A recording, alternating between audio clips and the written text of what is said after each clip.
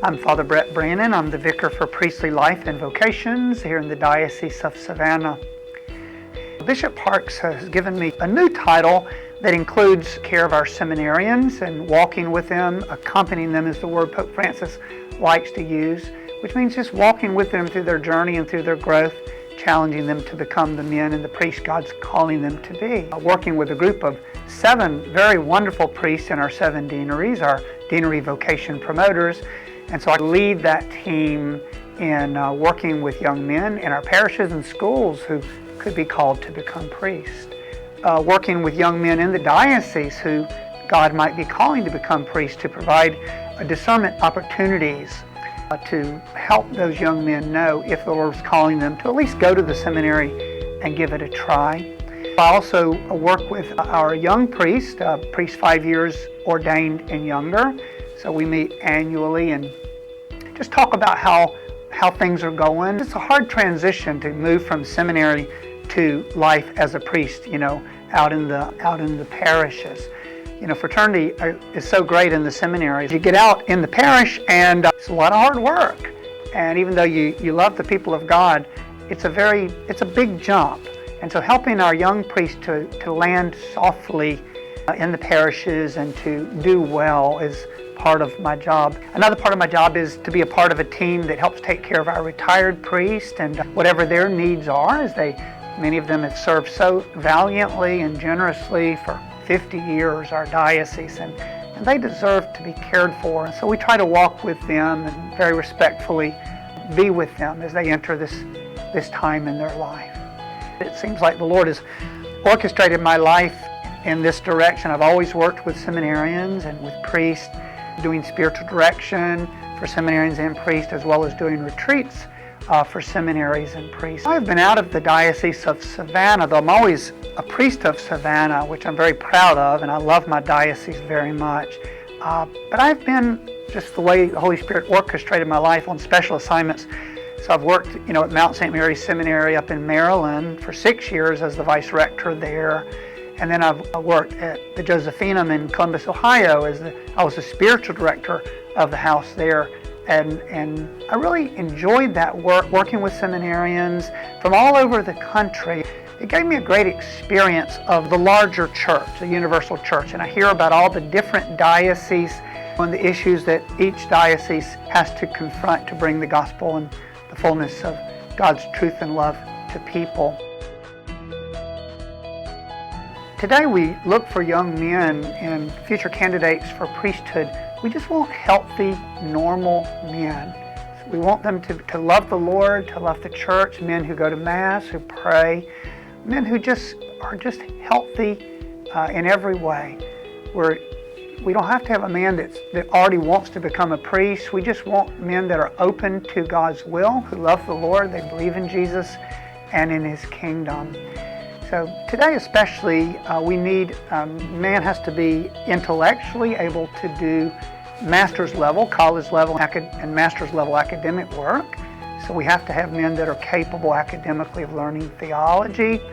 And we need men that pray and are kind. Kindness is such an important attribute and something that Jesus always teaches us.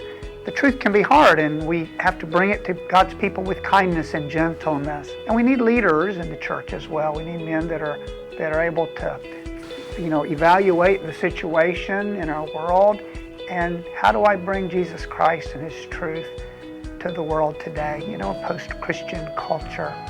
So these are the kinds of men that we're looking for. We're not looking for perfect men because those don't exist, but we're looking for good men who are willing to be formed in a very extensive formation process. And the end result is just amazing what the Holy Spirit can do when a man gives his yes. I like to say priestly formation today is the best it's been really in the 2,000-year history of the church. It is a great time to study to become a priest. I've had the privilege of working in 2 different seminaries, Mount St. Mary's in Maryland and the Pontifical College Josephinum in Ohio. And living in a seminary is such a wonderful blessing. It's like living in a holy fraternity house. 100 men who love the Lord with all their heart, and they're just trying to be holy men, trying to prepare to be good priests. Formation process today is very extensive. A man has to have a 4-year college degree with at least 2 years of philosophy, and then after that, at least 4 years of master's level theology. And there's a new formation process Pope Francis has kind of instigated in the church. His document, the Ratio Fundamentalis, the gift of the priestly vocation. And that requires as well, when a man first begins at what they call a propedeutic year, which is the Greek word that means a preparatory year, that a man first begins by living in a community with other men, guided by priests. He learns to pray, to live in that community, to make his bed, to separate himself from media and his cell phone and social media, and to really detox from many of the unhealthy things in our culture, and then to really come to know himself by coming to know Jesus. That first year is to really look at the Lord and pray for an hour every day. The Second Vatican Council says Jesus Christ alone fully reveals man to himself and makes his supreme calling clear. And so a man has to really spend time with the Lord and get to know Jesus, and then he gets to know himself, and then he gets to know what he's called to do. Now, a man can come to the seminary right out of high school, and he would do that propedeutic year and then 4 years of what we call discipleship or college seminary, in which he would get a liberal arts education as well as the philosophy that is required. Many men come after college, in which case they still do that propedeutic year, followed by the 2 years of philosophy studies. Then they begin what's called configuration or theology, where they actually study master's level theology. But the goal now is configuration to the heart of Jesus Christ, to really prepare ourselves to be priest for the Lord. I always say the purpose of a priest is to bring people to Jesus and Jesus to people. And we have to know him and love him and have received his mercy and goodness before we're able to do that. A man studying for the priesthood has to pray for probably about 10,000 hours. Now, that's great shock value when I say it. And a lot of young men say, oh, I could never pray for 10,000 hours. Well, when you begin seminary, immediately you kind of fall into the pattern of what everybody else is doing. And so very quickly, you're going to Mass every day, you're doing morning prayer and evening prayer with your seminary community, pray your rosary. We ask you to spend, starting at least 30 minutes a day in mental prayer, which very quickly ends up an hour after you've been in the seminary for a year or so. And so you're spending 3 to 3.5 hours a day. We like to say that we have to tithe our day to the Lord in prayer. So there's 24 hours in a day, 2.4 hours a day we spend in prayer in order to come to know Jesus, to come to know ourselves, then to grow in the way that we become the men that he's calling us to be.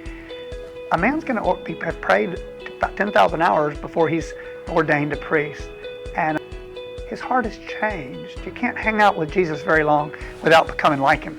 And that's the whole idea, is that we spend that time with the Master. And he teaches us to grow in virtue ourselves, but he also teaches us how to walk with God's people, to be patient with them and gentle, but always to lead them to the fullness of truth in Jesus. So priestly formation is just exciting. The men are so happy. I always say when I would walk through the halls of the seminaries where I worked, 2 things I always look for in a healthy seminary.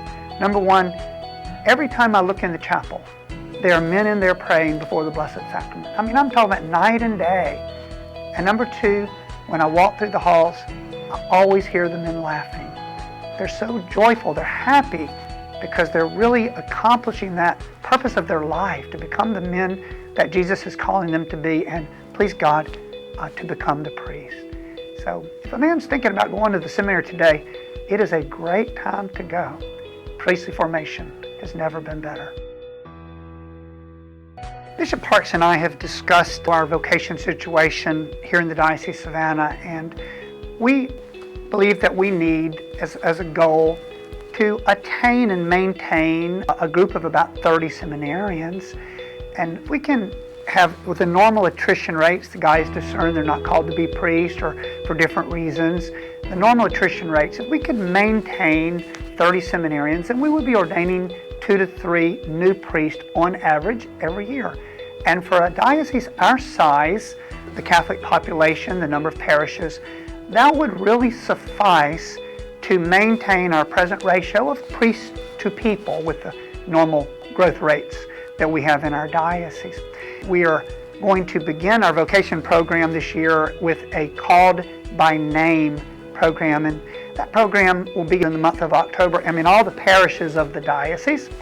And we're going to ask every priest, every deacon, every sister, every principal, every one of God's people in the pews to look around them and their own families and just their own experiences for young men and young women who would be future leaders of the church in the Diocese of Savannah. Young people that you see leadership in.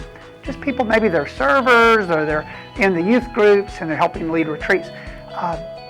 They don't have to be a man or a woman who wants to be a priest or a sister. They just need to be a good young person who loves the Lord and they're trying to grow their faith and serve. And what we're going to do with the vocation office is we're going to ask all the parishioners to give us the names of these young people, high school age and above, and we're going to then invite these young people to discern how God is calling them to serve. Certainly, priesthood and religious life is one of the most wonderful ways that a young person can be called. But you know what? Being president of the parish council or the leader of the Council of Catholic Women, all of those are wonderful ways to serve young people called to marriage and service in the church as well. Once we get these names with the contact information of these young people, I'll be sending a little text or email once a week for 52 weeks, so for 1 year. I'm going to invite these young men not to unsubscribe me for just 1 year. That's what I'm going to ask them to do. Just give me 1 year, receive the text I send you, read them, and pray about them. We'll invite you to discernment events and come to the ones that you think the Lord wants you to come to. We're not trying to get everybody to become a priest or sister. We're trying to get every young person to ask Jesus how He wants them to serve and to generously say yes. And of course, those who are called to priesthood and religious life will go in that direction, and those that are called to marriage and service in the church in other ways will go in that direction. But the point is that we just want to invite them and then show them different ways that we serve, because we need holy men and women in all the vocations. So all the vocations are intertwined, aren't they? They work together. So we're asking God's people to please help us generously by giving us as many names of young people as you can think of that just strike you as just fine young Catholic people who could be called to leadership in the Church of Savannah. Sometimes a young person may be surprised that their name has been submitted. They don't see themselves as a future Catholic leader. But the fact that someone else sees that in you should make you really think about that. That someone sees goodness in you. And this is what we call the sensus fidelium, the sense of the faith in God's people. Often they can see a future priest or religious or just a future leader in a young person. And so I would always encourage you, every young person is just be open to what God's plan is. Just be open to all possibilities. And to say yes to our vocation, probably the most important decision a young person will ever make in their life. And I think the key is God is calling us not just to live a holy life and to go to heaven, but He's calling us to bring others to heaven with us. Who will you bring with you into heaven? And the right answer to that question will often direct you to your vocation, to God's plan. So please be open to whatever God's plan is. And number 2, don't unsubscribe me for 1 year. I've come to believe that one of the keys is getting young people together in what we call discernment groups. Young people have the opportunity to meet together and to talk about the Lord, about their faith, and how God might be calling them in different directions. This year, in every deanery of the diocese, we're going to start discernment groups for young men and hopefully for young women as well. It doesn't mean that a person has to say, this is a discernment group about priesthood or religious life. It's a discernment group to find a safe place to be able to talk about Jesus, about the struggles with faith, and then about the possibilities of how God might be calling us to serve. And so I just would encourage you, if you're invited or if you're not invited, we'll send you invitations to be a part of discernment groups with other young people your age, just to talk about Jesus in a safe place to get your questions answered, as well as to make really great friendships based on virtue. The greatest of all friendships are friendships built on virtue and the desire to be Christ-like. So those discernment groups will be happening in all the deaneries of our diocese. Encourage all of our young people to be a part of one. High school students will be with other high school students, college students with other college students, and young adults with young adults. The Vocation Office will offer many opportunities for discerning this year, including retreats, discernment groups, visits to seminaries where you can actually sit with other seminarians and find out what seminary life is like, in addition to other opportunities to learn and to grow about all the different vocations, to learn about marriage, etc. Encourage all of our young people to be open to the different opportunities that we offer this year and listen to the Lord. Do whatever He tells you, because Jesus loves you and He has a great plan of happiness for your life. And that plan is very involved with the correct discernment of your vocation. Happiness is to do the will of God. He loves you and He wants you to be happy. But He also wants you to say yes and cooperate with Him in helping to bring others to heaven. I hope all our young people will say yes to their true vocation from God.